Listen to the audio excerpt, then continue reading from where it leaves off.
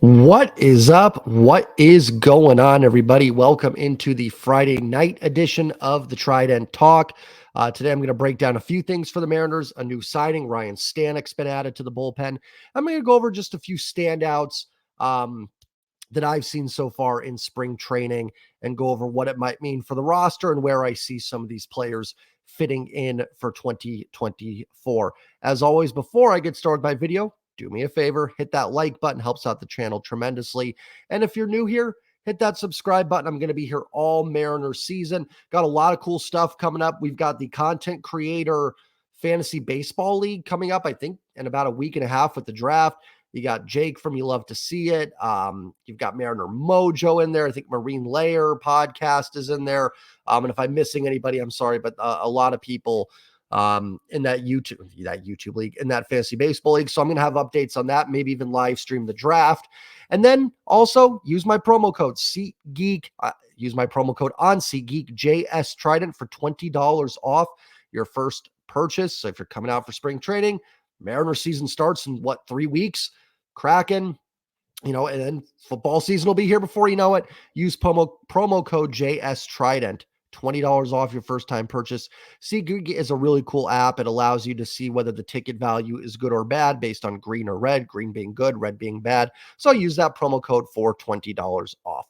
So let's dive into the Mariners. Let's first talk about relief pitcher Ryne Stanek, who the Mariners just signed today for a 1 year, $4 million deal with incentives that can get up to $6 million. So not a nothing burger. That's a legitimate contract. I mean, it's, $4 million for me and you would be life-changing. For a baseball player, it's not a huge amount, but it is a decent enough deal. Ryne Stanek's a solid reliever. I'm going to go over some of his numbers from the last couple of years here in a second. So definitely should help the bullpen. I can't see any way to be negative about the signing. The only way the signing is negative is why they may have felt the need to sign Ryne Stanek. And that's where I think the concern would come in a little bit. And here's my take on it. I think it's just precaution. One, I don't think it's bad to add some veteran depth to the bullpen. Stanek was really good in 22, not quite as good, but solid last year. I talked about in my short, even if you get 2023 Stanek, you're still getting a decent pitcher that can fill in that middle of the bullpen that doesn't have a lot of experience. We know the back end's great, assuming everybody's healthy with Munoz, Brash, and Santos. We know the back end's great, but it gives you a little veteran depth. And the bullpen has not looked that great so far in spring training. It's probably the one piece of this team that in spring that I've been a little like, some of these guys, again, small samples, but some of these guys not looking so hot. So it could just be they want to add a pitcher with some veteran experience to go along with Spire, Saucedo, Trent Thornton, whoever else makes the team out of the bullpen. It could be they have some new news on the injuries. I know we got clearance on Matt Brash last week that he was going to start throwing and hopefully be ready to go, not by opening day, but he's not going to be out for the year. And super encouraging. But guys, pitcher injuries always make me a little nervous. Until I see Brash on the mound pitching in a Major League Baseball game, I'm going to have concern. Robbie Ray was just going to miss a little bit of time last year. It wasn't going to be TJ. And I don't think anybody's lying on these things, but pitching injuries can just linger.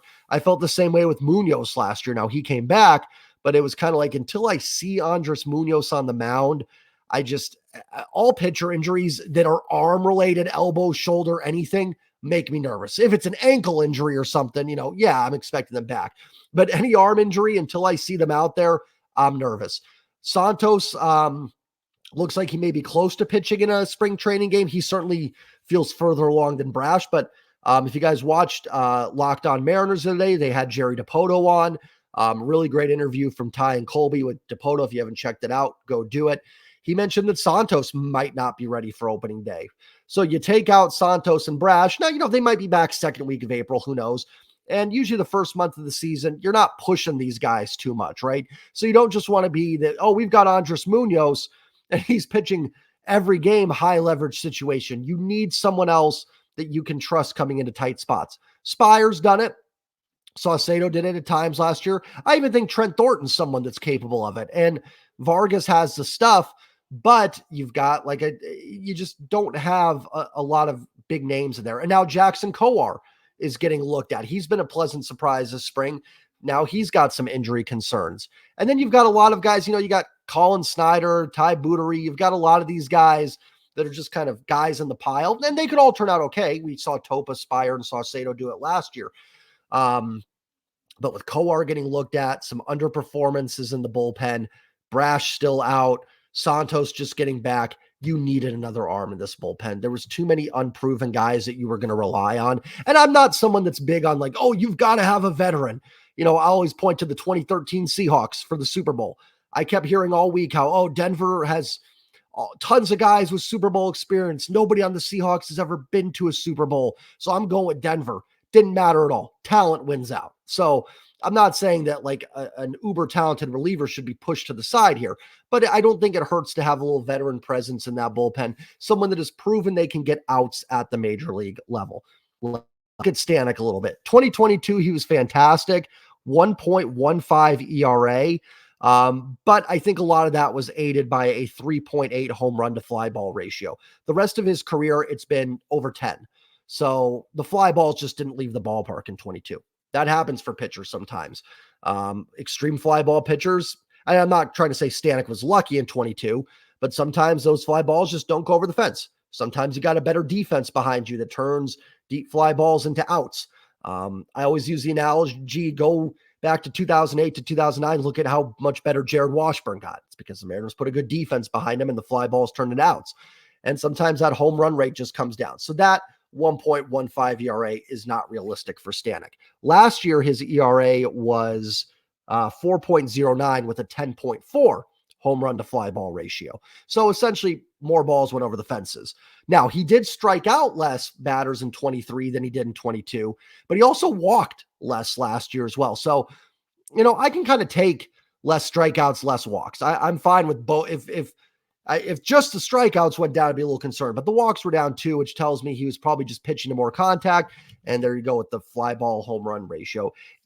Listen, if you get 22 Stanek in terms of 1.15 ERA with a home run to fly ball ratio of 3.8, like my gosh, sure, that would be great. But even if you get 2023 Stanek, the ERA, I don't get too wrapped up in relief pitchers' ERAs. Because you can have low ERAs and allow a ton of inherited runners to score. You can have a high ERA by Matt Brash in April, May, just getting BABIP to death for a couple months. So not going to read too much into that. Stanek is a decent reliever. He's a nice addition. He's been around for a while, starting 2017 with Tampa. No reason he can't be a solid reliever for this bullpen. Now, do I think, he makes up if Brash and Santos have to miss a lot of time? I don't think he's on that tier, but I think he's in that kind of next tier of relievers. If I want to put Munoz, Santos, Brash in kind of that top tier, to me, Stanek's in kind of that next tier where he's capable of getting outs, capable of being hit, one of those, or not one of those things, but one of those type pitchers. So nice addition to the pile and takes a little pressure off some of these young guys. And now we don't know what's going on with Coar. Vargas has looked a little inconsistent. Snyder hasn't been that impressive. The bullpen has not looked great in spring. So I respect that they went out and did something about it. Now, hopefully it's just to add to a healthy Brash, a healthy Munoz, and a healthy Santos, and it just to create kind of like a mega bullpen. But even if it's for injury concerns, it's good to have. Relievers, pitchers get hurt. I mean, everybody gets hurt, but pitchers are especially tricky. So nice addition. Do I think it moves the needle? No, I don't think any reliever outside of just the truly elite elites, which the Mariners have some, move the needle, but it could. Here's my analogy. It doesn't move the needle, but it may help the needle from falling out, if that makes any sense. Like, I don't think it makes them better, but it could be a nice move to help them from not being bad in the bullpen, especially in the first month of the year. So let's move on to some spring training standouts that I want to talk about. There may be more guys that are standing out. These are just some names that I wanted to talk about. I'm also going to be using OPS for their offensive numbers. OPS does not tell the whole story. That doesn't give you a look at the batted ball profiles, things like that. A little seeing eye single is good for your OPS, but you may have had an exit velo of 11 on it. It's spring training. I have not watched all the games. I know they lost today. The Mariners are 3-10 in spring training, which I don't care about, but got to mention it. I lost my train of thought there, but yeah, and guys, like, I think you can all agree here. I'm not going back and trying to calculate these batted ball profiles in spring. I've got a 9 to 5. Most of you do too. We just don't have time for that. And it's spring training. To some extent, all these numbers could mean nothing. But these are just guys that I think have looked good that I want to talk about. And while do I think spring training stats tell the whole story? Of course not. I don't think they tell any story, to be honest. We've seen guys have great springs and do nothing. We've seen guys have terrible springs and have great years. I'll always use that year Ichiro had like one hit in spring training and people were freaking out. So you're not going to see any of like the Julios or Cals on this list. I'm not worried about those guys. They've got their jobs locked up. So these are just some other guys. First one, Samad Taylor in 19 at-bats, a 965 OPS. Listen, I don't know if that last roster spot is open. I think the Mariners are pretty set. The battles are really for the bullpen and maybe that 26th man. Sam Haggerty probably has a leg up on that position, just having been here. But Samad Taylor can play the outfield and the infield. He can run the bases. I think it's fair to say he could take Sam Haggerty's spot. I think he's the most realistic on here that could earn his way onto the roster. Surprising pop off his bat this spring. So while I don't put a ton of stock into spring stats, if you're going to have competitions, you can't not reward guys for playing well either. I know I keep going back to things, but I think it was 2013. It was a competition between Casper Wells and Jason Bay. Now, both guys stink. I'm just bringing this up for the context of the conversation. And they were going to kind of have competition for who would be the right-handed platoon outfielder. Well, most people wanted Casper Wells to win the job. He was younger, more athletic, and more upside. Bay outperformed in spring training. I think Wells was DFA'd or traded, and Jason Bay won the job. Didn't end up mattering for anything. Wells didn't go on to do much, and Bay was pretty bad with the Mariners. But the point is, like, if you're going to have a competition, you have to reward guys too. I don't put a ton of stock into spring stats, but, you know, if you're like, and I don't know if it's a competition or not, but if you're looking at Samad Taylor versus Sam Haggerty going, hey, you guys are duking out for that 26th spot, then Samad Taylor is outperforming him. So we'll see what that ends up leading to, but very impressed with Samad Taylor. Tyler Locklear, who, again, I cannot say that name without almost saying Tyler Lockett. But I almost did again. Locklear, 844 OPS and 18 at-bats. Really like his approach. He just looks like a solid major league player. You know, some guys I talked about with Cole Young a little bit. He's impressed me in spring. He's not on my list here just because I don't think he's going to make the team. Maybe later in the year, but even then I doubt it. So I don't have him on the list. When I watched Tyler Locklear, certain guys just look like they get it when they're playing. And Locklear just looks like a professional hitter. I don't know what the word is for that, but there's just something when you watch him play. I see a solid player. And I think he will be the next first baseman for the Seattle Mariners. And that might happen this year. You know, if Ty France doesn't perform, again, I think Luke Raley would take that job first, but I don't think Locklear would be far behind. And he has impressed me so far in spring. Let's give Luis Urias a little bit of credit here. 1.025 OPS, homered today in 13 at-bats. Listen, the guy's been ripped all spring training. Apparently came into camp out of shape. I'm going to put that in quotes. I'm not saying Divish was lying in that article or anything like that, but, you know, that was also the same article that said people were speculating that Matt Brash should be out for the year and that, you know, so who knows? But, you know, there was those rumors. There was rumors that he couldn't throw from third base and they were DH, and he DH'd today actually. But now it looks like he's played some third base. He's getting back into the field. Looks like he's going to be ready for opening day. And he swung a nice bat in spring training. He deserves credit for that. And again, I'll say this, and I liked that trade. I was totally fine. I have no problem trading Isaiah Campbell for Luis Urias. But even if you didn't, this roster could use Luis Urias being really good, right? Like I've said in several videos, but of all the options the Mariners have for that role, that right-handed platoon bat at third base, Urias is the best bet. So good to see. He's been kind of ripped all spring. Good to see him off to a nice start for the Seattle Mariners in spring. And kind of, you know, every year there's always one guy that gets talked about like, oh, is he on the bubble for the roster? And then by May, you're going, I can't believe we talked about that guy being on the bubble. Hopefully that's Urias, and he ends up making us regret why we even discussed it. Cade Marlowe, 842 OPS and 19 at-bats. I like Cade Marlowe a lot.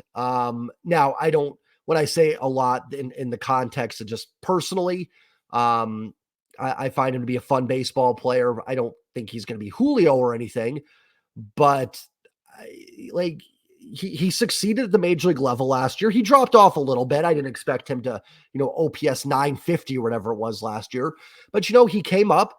He swung a good bat for the Mariners, helped them win some ball games. Good defender, good speed.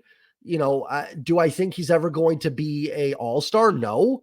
But I do think there is a future for Cade Marlowe, 100%. And I don't know if he's going to make this roster. I don't think he does. But if he played the infield, I think he would. But I think he's going to be behind Haggerty and Taylor just because they offer that versatility of playing outfield and infield, whereas Marlowe's just the outfielder. But I mean, you look at the competition that Marlowe's probably in. It's with Canzone and Trammell, and Canzone's got a leg up. I think just in general, I think he's the projected guy to make the roster. And I would prefer that over Cade Marlowe. I do think Canzone's got more upside, but Cade Marlowe's a guy that if you've got to play him for a month or something, you can be fine. He is a solid player. I think he's kind of your perfect definition of a fourth outfielder that if he's got to get a handful of at-bats, you're going to be okay. Good defender, good base runner, surprising pop, not a ton, but enough that he's not, Reggie Willits or someone, there's a name drop for you like that, he can drive the ball a little bit. So I'm rooting for Cade Marlowe. I don't think he's going to make the roster. I just don't see where he would fit in right now. But injuries can happen. I mean, you've got Mitch Haniger out there in the outfield. I love Mitch, but an injury risk. So we'll definitely see Cade Marlowe at some point. Ryan Bliss, 894 OPS and 18 at-bats. Again, I don't think Bliss will make it out of camp.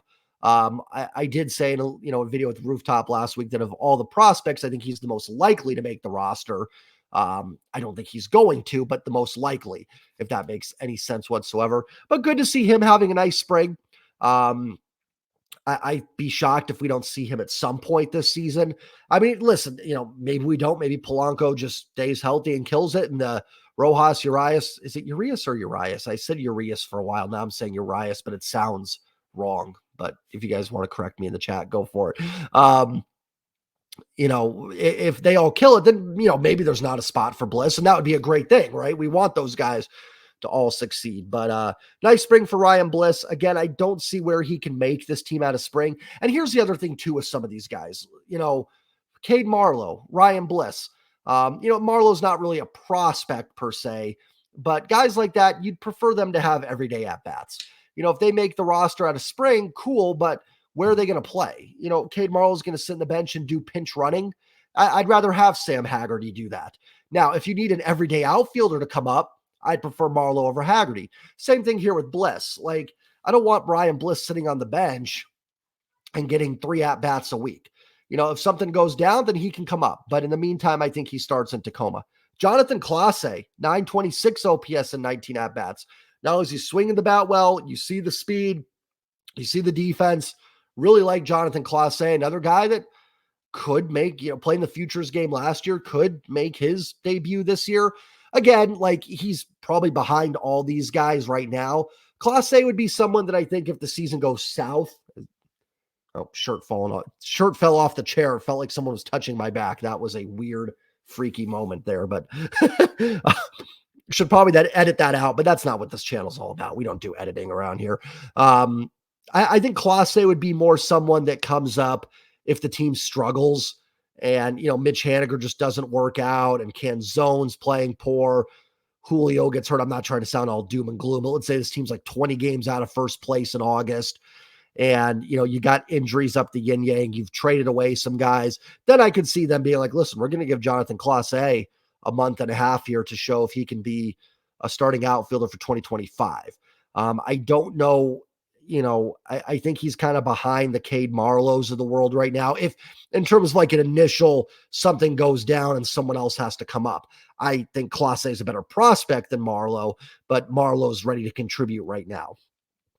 Dom Canzone, 824 OPS and 13 at-bats. I bring that up because the last guy I want to talk about is Taylor Trammell, 884 OPS and 12 at-bats. First of all, I want to say this, and this is no statistical anything, but good for guys like Cade Marlowe and Taylor Trammell having nice spring trainings. Guys that are maybe not in Cade Marlowe's sense, but fighting for their careers a little bit. Marlowe's not really, but Taylor Trammell is. He's out of options. And good for him having a nice spring training, right? Because he's probably auditioning for another team at this point. Now, if you say, well, why haven't they made a move yet? Injuries can happen. So I don't think they're going to jettison anybody until, that kind of weekend before the season starts where there's some really small trades. My guess is Trammell having a nice spring training gets traded somewhere where he can be the left-handed platoon for a team that's maybe, either on the fringe of contention and really needs a left-handed bat, or a rebuilding team that is like, hey, we'll give Taylor Trammell, 300 at bats and see what happens.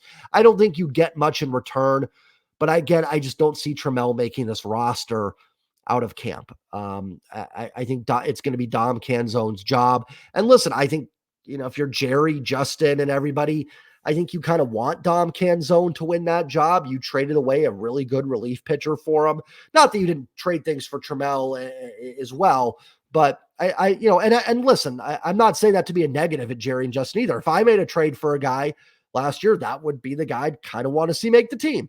My point is, all things being equal, I don't see how Trammell beats out Canzone. And Canzone's having a fine spring training as well. So if Canzone was hitless or something and Trammell was killing it, then maybe I could see them giving it a shot. But we've seen Taylor Trammell at the major league level. There's flashes of it, the pop flashes. But it's not consistent. You're just not getting consistent production. Do I think he could work as a platoon outfield bat? Yeah, I do. But I don't think the Mariners are in a position to take that chance, giving it a go. The 2021 Mariners going into the season, absolutely. 2019 Mariners, absolutely. Give those guys a shot. But this team isn't in a position, barring injury, to try Taylor Trammell one more time, in my opinion. Super happy for him. I hope he catches on somewhere. And who knows, maybe there's some injuries and maybe he does take off in Seattle. I'm not saying he guaranteed won't be a Mariner. I just don't see it being very likely. So, but good for him. You got to be proud of guys like that. It's not easy. They know what's up. So, good for them having a big spring training. Only pitcher I'm going to talk about today is actually Emerson Hancock. Now, the ERA is 14. Don't really care about the ERA, but the 6 strikeouts in 3 2/3 innings. And if you watch the highlights, the changeup that he was throwing looked phenomenal.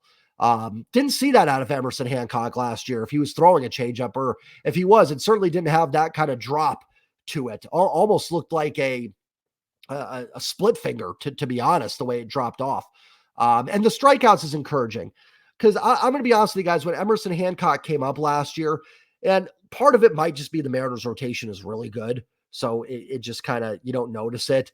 Like you dismiss good performances because the rotation is so good. But Emerson Hancock was very meh to me. And meh can be okay. Meh can absolutely be fine. Marco Gonzalez was meh. Jamie Moyer could be meh. Sometimes meh is perfect in your number 5 spot. But this was a guy that was a first-round draft pick, the highest drafted pitcher of all these guys that the Mariners have. And I just didn't see anything that made me go, that's why that guy was a top 10 pick, or I'm not sure where he was picked, but in that range. I didn't see that. I saw a pitcher I think can succeed as a 5th starter, but I didn't see like a top line prospect. Now, again, this is 3 2/3 innings, but the stuff looked better. And then there's been talks he's hitting 96 to 98 on the fastball. I wonder if that injury that he had last year was affecting him before he left that Houston start and missed the rest of the year. I wonder if it was affecting him previously, because he just wasn't generating the strikeouts as much. I don't know. I don't know, but he looks healthy, and I don't know. Like, do I think he's going to make the rotation? No, I still think it's going to be Wu and Miller. I mean, they could go 6-man rotation. We could get crazy. I don't think you'd want to skip Castillo, Gilbert, and Kirby starts, but they could do kind of a weird thing with Miller, Wu, and Hancock to keep them all healthy. They could kind of rotate those guys and sort of make it a 3-man rotation and then a rotating 3-man underneath that, if that makes any sense. Getting ahead of myself here, but and the 14 ERA, but again, it wasn't so much about the runs he's giving up. It's just the stuff look better. And that's what I focus on in spring training, as I just went through and gave numbers for guys without any context to anything. So clearly I'm not following my own advice, but those are just some names I want to talk about. That's all I've got for you guys. Remember to hit that like button, hit subscribe. Got some cool stuff coming up this week. Hopefully going to a spring training game here in a week or two. You know, it's funny. I think it's actually, it's going to sound crazy, but you guys know I'm in Arizona. In some ways, it's harder to get to the games out here, and not harder in terms of like I can drive to a game, but you know, like if you're coming out to spring training from another state, you're taking time off work and you're coming out. Like I can't be like, hey boss, I'm taking the day off work to go to a baseball game. You know, it's harder in some ways to do that a little bit because I'm not taking a vacation to go to a game. I'm just going to a game.